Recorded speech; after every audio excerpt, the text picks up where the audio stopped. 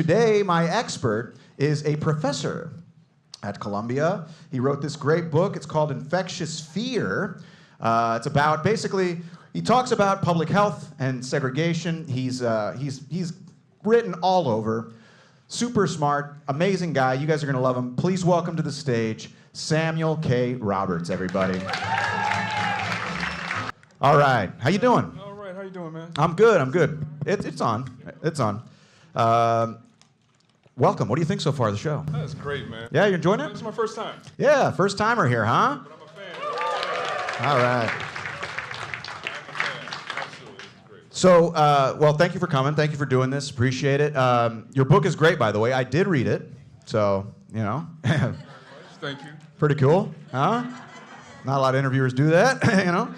But it's great. And so just to start generally, we'll go from there. You write a lot of your work deals with segregation and its effects on public health, for example, specifically.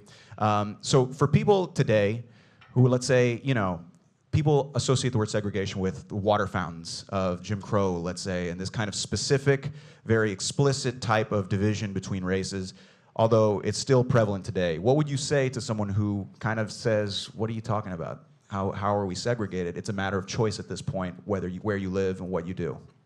Yeah, a lot of it is, and thanks for the question, and again, thanks for having me here. Of course. You're gonna make me blush. It's really fantastic. Yeah, yeah. First of all, I would say we have to think of it as an economic system, that there are ways in which, particularly when you look at residential segregation, that people who own certain properties and they know that you have nowhere else to go, that they can jack the rents up on it. So residential segregation, I try to tell my students, it's really an economic system. It's not about the water fountains or the lunch counters, even though it was, and that was addressed in the Civil Rights Act of '64.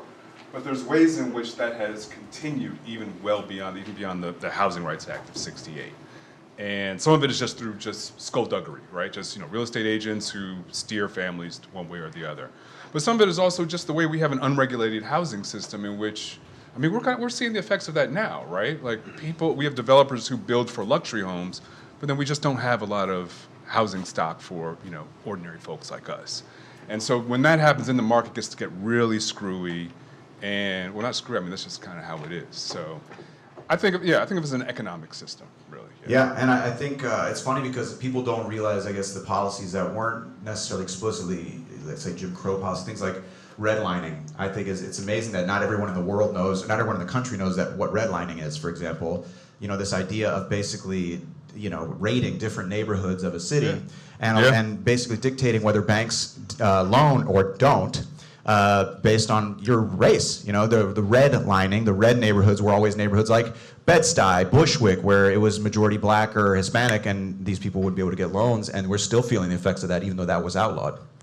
Yeah, redlining was, that was a private real estate mechanism that the federal government actually ended up adopting in the 30s and afterwards. But it was the National Real Estate Board that basically said, we have areas that are red, which means no go. We will not loan you any money. We will not underwrite a mortgage, whatever. And then, from yellow to blue, and then green, of course, was the best. But all of these were ethnically segmented. It was in the code as well. And when the federal government adopted it in the New Deal era in the 1930s, they did not amend it in any ways that equity was built into it. And so this just persisted well into the after the Second World War, where you have federal policy that's actually building the suburbs. So you have capital flight, also known as white flight. I don't call it white flight because it was the money that left. It wasn't just the problem that the white people left. It was the fact that the jobs and all the investment left as well. And so you had a way in which our cities just kind of imploded under the economic, the economic center of gravity for so many cities, New York included. Like in the 80s and 90s, New York was, you know this. You know better than anybody. You think I am? Well, no, you're the expert historian of New York. So I don't know, how old are you, man? Please go on with your, I don't want to interrupt. So there's ways in which the federal policy, which, in the New Deal, we think of the New Deal, and I think mainly rightfully so, that it was a way in which the federal government intervened on markets and to finally find some way to redistribute, the opportunities, the resources, the way people derive their income and their wealth and all that in ways, based on, Keynesian economics, et cetera. But there are lots of ways in which, it fell short of that.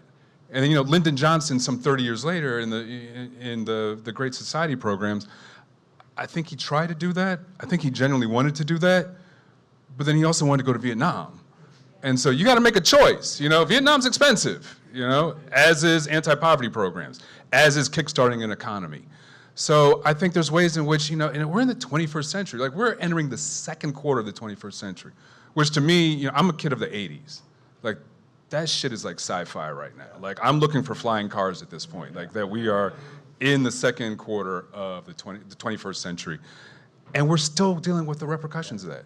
Well, yeah, and I think you hit it on the head too. I mean, the fact that, for example, you had these housing laws passed in the 60s and all that, we still feel the effects informally of those same, redlining. And then you're talking about New York, look at the neighborhoods today that are, quote, being gentrified. Those are all former redline neighborhoods. A lot of them are, because they were depressed for so long that people see an opportunity now.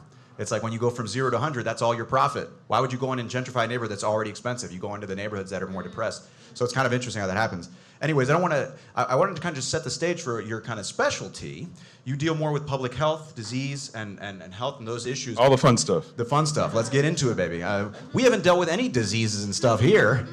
I don't want to talk about that, but no, I want to know why do you focus on disease and health, let's say, to highlight segregation versus, let's say, education or crime? Why do you think disease and health is You could do any one of those. Sure, I think there are many systems in our society, but really any society, I would think, that will serve as fairly reliable and telling indices of inequality in that society.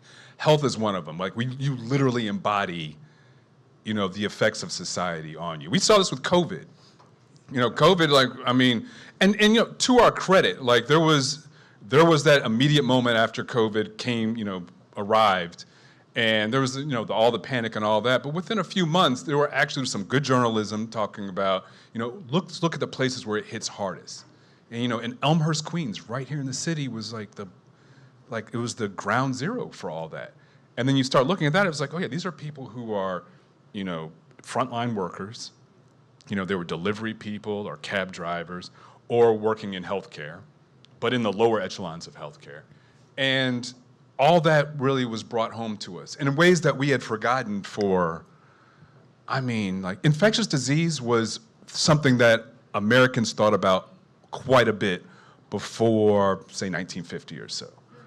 After the antimicrobial revolution, now most of the infections, COVID and several others notwithstanding, you can get a shot, right? Like antibiotics, et cetera, et cetera. That was not the case in 1920. Like, you just, I hope I'll see you next year. I may not. I may not. And then, there's ways in which after 1950, we just kind of left that alone. And then politics became very different. Like, we didn't think of inequality in terms of health effects. HIV kind of reminded us about that, but the stigma with HIV about people who use drugs, about gay people, people really weren't thinking structurally about HIV until the mid-90s. And then COVID shows up, and I think, I try to be optimistic. When you deal with disease and death, my students, they hate me. I teach on Monday mornings, they're like, think you just messed up my entire week. You don't get invited to many parties. But I try to be, funny. I'm gonna go with that. That probably explains that, yeah. I hit a sore spot. Yeah. But yeah, so I think in my moments of optimism that I think, certainly in my teaching, in my work, my writing, and my research, that to make people aware of this, we kind of think of, or unfortunately, sometimes we tend to think of these issues as being like, oh, it's just, it's dumb luck, oh, that's too bad. But no, there are serious, corporeal repercussions for how our system's arranged, and, we should really be thinking about that. Yeah, no, I thought your book, Infectious Fear deals with TB, or tuberculosis, in the turn of the century and early 1900s, and you had a great line in there that I thought was so good. You were talking about how contagion isn't necessarily a medicalization issue, it's a political and social issue. Like when you think of a disease being contagious, it isn't just about the actual cells moving around, it's also the social and political circumstances that contribute to that. And we think of it just like, oh, it's contagious, you know, you wear a mask, whatever. That's one side of it. But another side of it is the environment. It is the political and social circumstances that everyone is living in. And obviously different races and everything occupy different levels of that. Yeah, TB, I mean, I mean, I think for a lot of us, there's no reason to know, right? I mean, we kind of have an idea of what it is. Yeah. But most of us are either vaccinated or we get tested, and if we do have it, there's treatments. Yeah. But like vaccination on the way out too, if you want it. In case you're not. There, you know, until like 1945, you know, New York City had free free treatment for TB starting in like 1950, 1951. So, but until, you know, World War II or so, it was really a disease of poverty. If you are living, you know, I think particularly those of us who are New Yorkers here, you know, we know about New York's tenement history. A lot of our tenement reform laws that we had in the late 1890s and afterwards were because of tuberculosis. Like, it's this thing where first of all, it's airborne. So if you're living in close quarters, which, you know, a lot of us in New York do, but if you're really cramped in a tenement with, you know, not really good ventilation, if you're overworked, you know, your nutritional intake is bad, like, you are really vulnerable. So it's not about just the infection. A lot of people, and it seemed like New York, probably upwards of 90% of people had been infected. Like, they would test positive. But if you have, you know, if your immune system is robust enough, sufficiently, you know, fortified, you may not even have much of a symptom. But if you are poor and like, yeah, I got to go work this, you know, this third job I have over here, and it's 2 families in a 2-bedroom flat, et cetera, like, you know, that you are vulnerable.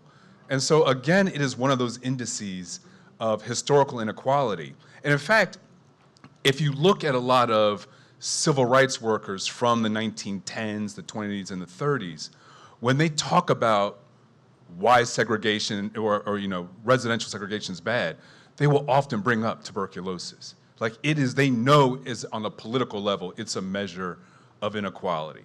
In the way that, you know, after during Brown versus Board of Education, 1954, you had expert psychologists who were testifying. So they said the effect of segregated schools on the black mind is the problem, because we already had the antimicrobials, but it was a different political register in the 20s. I mean, you could tell I find it fascinating. It's really. No, I think it's interesting too, and I think what's interesting is we speak of these things now, we take them for granted. But as in your book, you talk about this kind of the progress, right? There's progress in the way we approach these diseases and things like that. This idea of even considering the environment, rather than just chalking it up to the way minorities act or the way they live their lives and all that stuff. That takes people speaking up. That takes people pushing back. That takes people saying no, and doctors bravely doing that when they're going against the tide and getting fired or whatever. And then eventually you're like, okay, yeah, maybe the environment does play into it. And then they find different ways to use that against minorities. So for example, you talk about how this acceptance of like, okay, the environment does affect, led to, for example, more justifications for slum clearance. Slum clearance is... Wow, you really did read the book, didn't you? Damn. Yeah, get. All right. Dude, you want to get in my class, man? I would love my students to see my students don't read anything. I'm sorry. If you guys provide student housing, I'm in. I'll live in a dorm. I'll take it. But no, I thought that was really interesting too. That kind of, I guess that way that even with progress, it's almost like that's the measure of segregation. People look for like a law that says no separate water fountains, but no, it's this almost organic kind of thing that grasps onto whatever the approach is at the time and finds a way to keep people separate and blame another side. Yeah, when you look at the era of slum clearance, which is, you know, also a New Deal, you know, initiative. You know, the country thumbnail sketch. Country realizes that we are short on housing. Housing hasn't been built during the war, obviously, because all those resources are going for the war effort. And, you know, we have housing that's, you know, upwards of like, you know, 70, 80, 90 years old. And so the federal government puts in, at a ratio of, I think, like 10-to-1 matching funds, you know, telling cities you can knock out your slums if you build up public housing. A couple of catches to that. They never built a 1-to-1 replacement So if they knock down 3 units, it's typically like around 1. It varies from city to city. The other thing, though, is that the way they chose these sites would often be based, very similar to those old redlining maps. And so they would look at these neighborhoods that were, quite often black, and then say, these are slum neighborhoods. And let's be clear, a lot of them were, because like you had these slumlords who knew it was a seller's market. You can't live anywhere else under segregation. So you're gonna either live here in my, shitty tenement or whatever, or either you're gonna do that or you're gonna do that. And also for triple the price, and also all over. And right, yeah, you can extract that value out of it. Yeah. But here's the thing though, in a lot of those, if you look at some of the HOLC maps, the Homeowners Loan Corporation, which is a federal agency, they will talk about TB as being an index of, not just poor housing, but like the people who need to be targeted. So it's kind of almost a failed recognition that TB is there because of bad housing policy, not necessarily, like you should not be blaming it on the people per se. And so it's important because when they build public housing, they don't do it, like I said, on a one-to-one. So you still end up having crowded units. And then as we know, rest in power John Amos from, Good Times, as you know, like the projects, no Good Times fans? What the hell is wrong? Know your history. Know your history, people. Good Times, just Google that shit, please. Well, as we know, if you all had seen the show, you would know that, the public housing was it ran down like really quickly. Like buildings have been built like in 1938, 1945 or whatever. By like 1976 are run down, and like still around, like, a lot of them were, we knocked down a lot of them like in the 90s and early aughts, but well after they had started to really crumble. Like there was no maintenance on it. And not just the maintenance, the design has also been considered obsolete. This idea of building in the round and having everyone kind of segregated still from the neighborhoods around them. We're still kind of dealing with that today. You talk about this a little bit in the book, but I thought you could talk a little bit about the value of diversifying, for example, the medical profession, the value that you highlighted of bringing more doctors and nurses of color to treat these, and the effect that had. It wasn't just a superficial thing. I was hoping you could talk to that a little bit. Yeah, I would say that's important too. And I'm not always a fan of, for want of a better word, like representational politics, right? You can have a black person in places of power and they may not be doing, what you would necessarily think you would, or what you would want them to do. They I'm sorry. Eric Adams is your words, not mine. He's in the back, by the way. Yeah. Oh, shit. He's hiding. You got another exit out here? Yeah. They can be, in City Hall or in the Supreme Court, whatever, But, I'm sorry, All too right. soon? Well, no, actually, Clarence Thomas is here too. He's over there in the other corner. He owes me money, so. Let's get him. Yeah. But I think that here in the medical profession, it matters. So I do a lot of speaking at medical schools. I work in a public health school. Don't ask me about history of medicine. Like, I'm as ignorant about that as I am about a whole lot of other things. But I do get asked to speak a lot in medical schools to talk about some of the issues that you've identified, that you and I have been talking about. And it does really matter. It really does to have, like the medical industry, I don't know the percentages right now, but I know as recently as like the onset of this century, I think it was like, 3% black in physicians anyway. Nursing, I'm not quite sure how that is. And nursing is much more tiered than physicians. But it does matter. Like black medical students today are, they're just like really like politically organized and aware. Like there are doctors, doctors in the making who are going out there to do work like with the kind of zeal, fervor, and dedication that you might see like somebody who was doing like nonprofit work or like really dedicated. Like knowing like, I'm gonna do community health. I could be a plastic surgeon or whatever, but like, no, like I'm gonna go where it matters. And again, trying to be an optimist, I'm doing that and doing those lectures, it is heartening. Yeah. There's a lot of work to be done, don't get me wrong, but yeah. Well, I think, in the book too, you talk about this, and I think you kind of hit on the head there just a little bit too, where you talk about it's kind of hard not to be political when the system you're going into is political itself. And you know, in the book, it seemed like, you know, in this tumultuous time with TB, just the presence of black doctors, for example, to call out the blatant racism. When someone tells a doctor, when a white doctor is telling a black doctor that, you know, these people are, you know, just innately a certain way, that doctor's gonna be like, "What are you talking about?" That you still happens. It still happens, but that's what I mean. That still happens. That's why they can't avoid being political. Yeah. Because in the medical field, you're basically being told a lot of the reason why certain things happen is racist, and you have to. You're standing there and you're like, "No, it's not." You know, and if you're not there to say that, who will? You know. Yeah. Sometimes you just being in the room. Yeah. Yeah. You know, sometimes if you are that one voice in the room, you can just, you know, sometimes it's a lot harder than that. Yeah. But I think a lot of us have been just the one person in the room, and all you gotta do, sometimes you just gotta turn the lights on. Like sometimes like that type of like discriminatory, you know, like, attitudes, it's kind of like roaches, you know? It's like if you turn the lights on, sometimes they scatter, I'm sorry, but people are like, we're not following you at all. You have roaches in your apartment, Professor Roberts, but we don't. But that's nice that you got roaches that scatter. Congratulations on that. If you bang on pots too, is what you got to do. Bang on the pots I'll try that too. one. Yeah. Well, you were talking about hope and everything. I thought there was a great quote in the book that you brought up, and I guess just to kind of start slowly wrapping it up, there was a great Reverend H.H. Proctor, the quote in your book where he says, and I thought this is so pertinent to everything. He says, "You have no idea how many people are dying from a lack of sympathy." And I think that's so true, and you can, I mean, obviously he's talking about it in the medical field and all that, but it goes around to everything. When you really go down to it, it's really kind of pushing all of ourselves to have more sympathy on the people around us for different, whatever situation it is. It really, I mean, you guys were here for Judah Friedlander. I mean, like,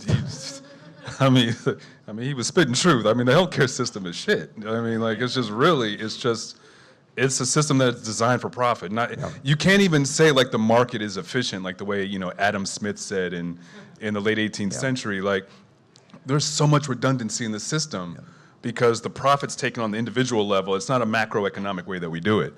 And you know, the first casualty of that is sympathy and empathy. I mean, it's really, yeah. I mean, like we've got a crisis. Yeah. I think COVID kind of showed us some of that. I mean, it was always there, but I think the public had a better understanding of it, or at least an awareness of it. But I mean, there is a lot of work to be done on that. Yeah. No, you bring up Adam Smith too. I think it's important to note that Adam Smith, you know, the father or whatever of capitalist theory and all this stuff, even he in his book and, you know, in The Wealth of Nations, he talked about the necessity for regulation. People don't realize that this guy wasn't totally, he talked about laissez-faire and all that, but he did say that, look, if you're going to have a system like this, you need to have regulation, otherwise it's going to run amok. Yeah. And people always cite him and all that stuff and say free market, all this, that, and the other, but that's just not going to happen. Eventually it's not going to be free. You have to regulate in a way to where it stays free. You know, and we're seeing kind of the end, you know, the end of that, I guess. But yeah, no, it's interesting you brought him up. So quickly before we pivot here, what gives you hope? You were saying seeing more minorities in medical school, in your classes. What gives you hope? Actually, the work I've been doing recently is in drug politics and harm reduction. Mm-hmm. And for my money, the harm reduction movement, I think, is really the most forward-looking one, particularly in issues of health and social justice. For those of you who don't know, harm reduction is a movement that basically is critical of drug laws. It is a way of thinking about people's health first, as opposed to, you know, criminalization. So if you think of needle exchanges or you know, overdose prevention centers and those types of things, those are all fall under harm reduction. A lot of harm reductionists will say, you know, wearing a helmet when you ride a motorcycle or a bicycle or wearing a seatbelt is also harm reduction. The idea is that people are going to do what they do, and criminalizing them isn't going to stop that. It really just makes it worse. It's just a cycle that just goes, it's just a downward spiral. And for my money, this is my professional, but also an independent, you know, individual opinion. The critical edge is really there.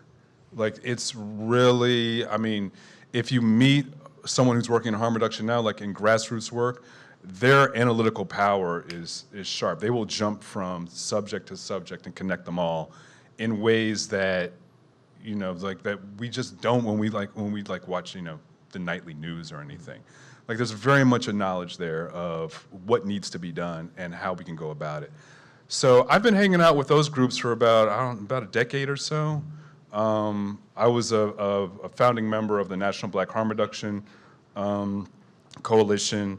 I'm on the board of On Point, New York City, Harlem, On Point. There you go, On Point. Excellent harm reduction. Look them up. They do great work. They are fantastic people. A lot of friends and just good folks that I admire. And yes, that gives me, you know, when I have those late nights where I can't sleep and I just say, oh yeah, the world's going to shit. We're going to burn. Like, I think about that. Yeah. Nice. All right, well, that's good. I guess I'm going to try to... Sorry, it's election season, man. It's election season. It's election season. It could go any way. It could burn. All right, speaking of burning, we're going to do a segment we like to call rapid fire questions. Ah, look at us. Look at our faces are on fire. Oh my God, look at that. Right there. Oh, Jesus. Yeah, I know. It's a little dark. I'm sorry. Graphics, what can you do? All right. So I'm going to ask you... What do I do with this? Rapid fire? Yeah, I'm going to ask you some rapid fire questions. And you try to... I'm right here. Do I have to answer them? Or, yeah? Yeah, you do. Yeah. All right, okay. We're trying to get to know you, Professor. All right, here we go. Are these going to be hard questions? No. Are they multiple choice? Professor, pay attention. How does it feel? All right. All right, let's go. All right. Let's do it. What's the craziest thing you've ever seen in New York? Huh? What? What's the craziest thing you've ever seen in New York City? You lived here for a little bit. What's the craziest thing you've ever seen? All right. Most interesting thing I've ever seen was actually in the municipal archive. Stay with me here. Too late. I can almost feel people snoring out there already. But I've been writing about like the heroin years, not these years, like 1950s, 60s, and 70s. And so I see this guy. He's a physician, anesthesiologist, black anesthesiologist. And he had started this organization. He was doing work in Harlem and got into drug rehabilitation, treating people because there was no rehabilitation. And so he started an organization called the National Economic Growth and Reconstruction Organization. The acronym is NEGRO, yes, that's in case you're asking. I mean, the guy was not subtle. But this dude would like find abandoned buildings, which I know is crazy to think, like Manhattan had tons and abandoned buildings everywhere. And he would rehab them and turn them into like guerrilla detox and addiction treatment places. And the people that he would treat would join the organization. He would train them how to do the same thing. And so eventually, like the mayor would show up and the cops would show up and be like, you can't just take buildings. And he was like, why can't I? It was all political theater. The mayor would end up selling it to him for $1 and all that. But it was. I mean, I met him. He died some years ago. But I did several interviews with him, and it was like, I don't know, it just really blew my mind. So I think that was the second craziest thing I saw was a couple months ago. I saw a red-tailed hawk try to attack a pigeon on Broadway. That's probably a shorter answer. But it was equally true, though.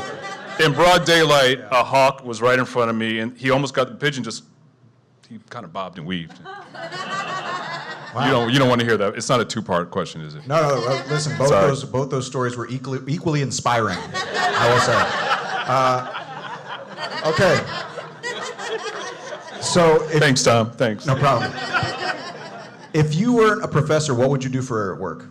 I am a professor. I know it. You said if I were one, or I'm sorry, if I were not one. Yes. I didn't know. It's not so easy to pay attention, is it? No. Unbelievable. Now you know what it's like. You know what, man? Not so easy. I still haven't signed a release waiver on this interview. I can. That's true. That's very true. If I weren't a professor, what would I do? You know what? I think I would be a photographer and graphic designer. No shit. Like, for real talk. I didn't say I want to be a fireman. I didn't say it. No, it's a legitimate kind of, That's cool. Artistic. I think I would do that. Like, I think my writing is my creativity, but I think I have a visual creative element. Okay. I like that. Yeah. All right, well, only a couple more. Did I get that one right? Yeah, that was right. That was right. What's your biggest New York pet peeve? I got a lot of those. Indicted mayors.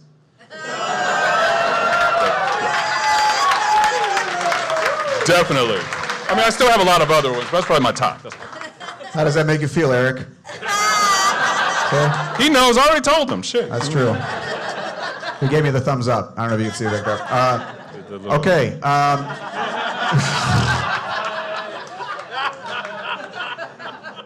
One more. Well, just a couple more.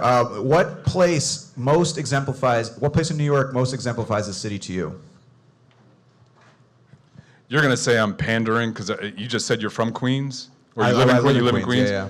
I really like Queens. I've been thinking about moving there. Like, I really like it. We got some Queens in the house. All right. Yeah, I've been really thinking about it's authentic. Like, everyone's doing their thing.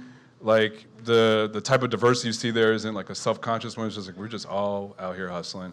Yeah. And that's I like that. So I've The been world's thinking borough. about it. Yeah. That's right. So you do tours of Queens, right? I got to sign up for one.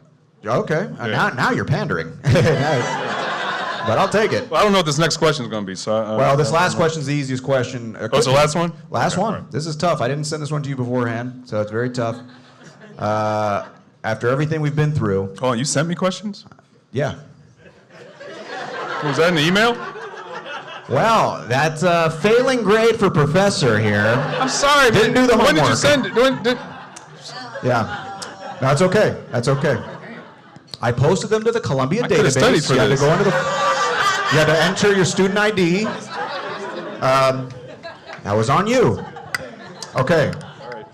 Last question. Very important. Will you be my friend? Huh? What? Of course. That is the correct answer. That was the first My one. pleasure. Yeah. It's an honor. It's an honor. Guys, one more time for Samuel K. Roberts, everybody. I'll take that from you. Thank you. I'll take the mic. Thank you very much. Guys, keep it going, huh?